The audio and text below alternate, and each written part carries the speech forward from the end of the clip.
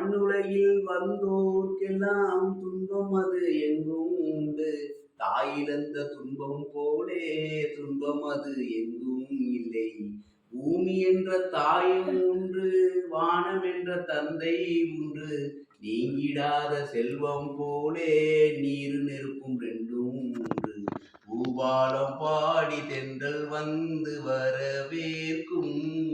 தாயின்றி நின்ற பிள்ளை என்றும் தன்னை காக்கும்.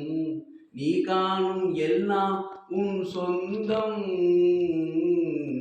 ஆலோலம் பாடி அசைந்தாடும் காற்றே, அதை கேட்டு தூங்கும் ஆவாரம் பூவே. தனியானா என்ன இங்கே நாம் பாடும் பாட்டுண்டு.